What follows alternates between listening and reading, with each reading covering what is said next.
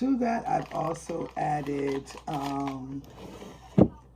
a 2 packs of the Jello banana cream pudding, which I'm going to use. And the reason why I use this, for those that don't know, is that pudding actually makes your cake be a little bit more fluffier and moist. So I'm going to add 2 packs of that because I'm using 2 cakes.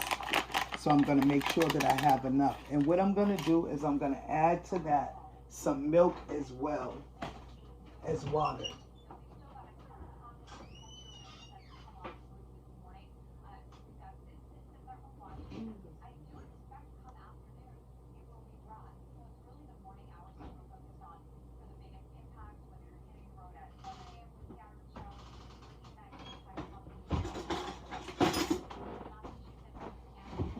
So what I'm going to do is I'm going to go ahead and I'm going to add some milk to this.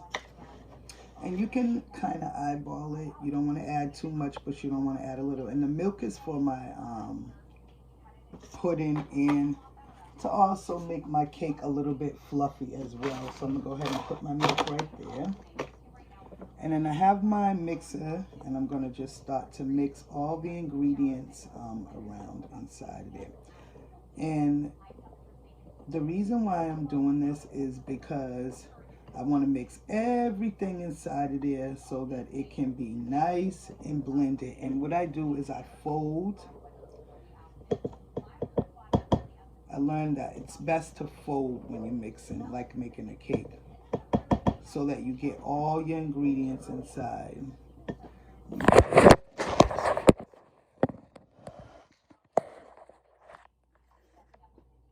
What I do is you take your spoon and you fold it like this around your bowl so that you can get all your ingredients. And look at that color. It's a pretty color because it's strawberry. So if you notice, it's still a little thick, but I'm folding all my ingredients. And that's what you want to do for those when you're making a cake. You just want to fold like the ingredients all in just like that. And that way you won't miss, once you finish mixing, you won't find no dry ingredients underneath. So I'm going to go ahead and add some more milk to that because it's still a little stiff. Add some milk to it.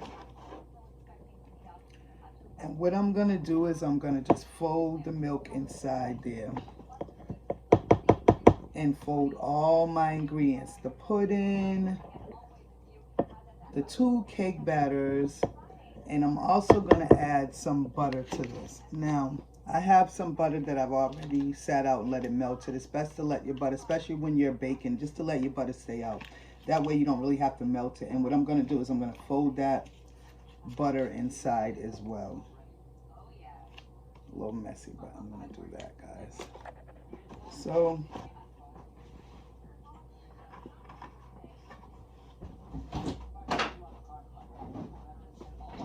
I'm going to take my spatula, not my spatula, but my mixing spoon, and I'm going to just fold it just like this.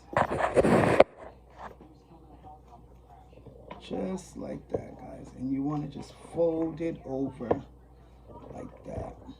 Let me see. Yeah, and just fold. And then I'm going to just like tap that. Yep, and then go like that. And then, like I said, you want to fold it over. And this is if you're hand mixing. If you have a, manually mixing it with your hand and you're not using a blender. If you have a blender, obviously you can just blend it up. But I'm not using a blender. Not a blender, a mixer. I'm actually going to be doing this by hand. So I'm just folding this in. And my batter, I'm going to show you guys. If you look at that, you'll see my batter. Still a little thick. So to that, I'm going to go ahead and add a little bit more milk to it.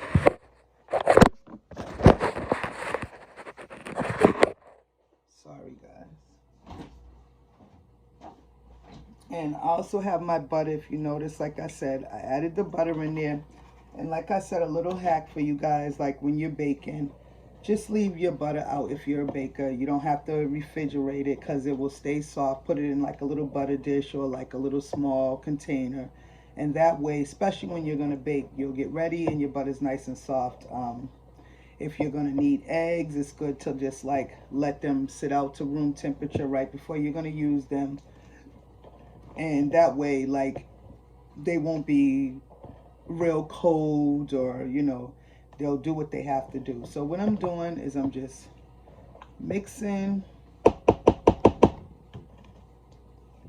And that's for when you're baking, guys, just to bake. And if you see, let me show you. Bring it in a little bit closer. So you see, my mix is getting a little bit more loose, but not loose enough. So I'm going to add some water to that because we didn't add water. So I'm going to add some water to that to loosen it up too.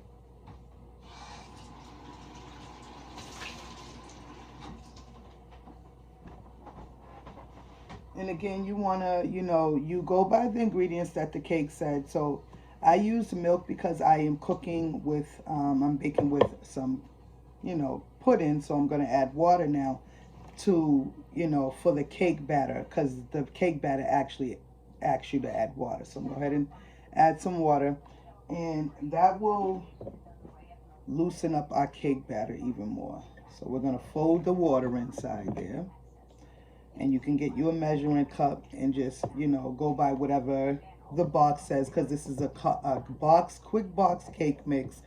Like I said, but you add a little bit of extra to it and it will make it, you have a nice little cake that will come out amazing. And people will think you spent all this money, or you know, you got this cake from a bakery. You know, you can decorate it and make it look good the way you want to, but you know, it's all in the box. It takes no time. You don't have to put as much effort into it. You just follow the ingredients of your box, and look at that. My mix is getting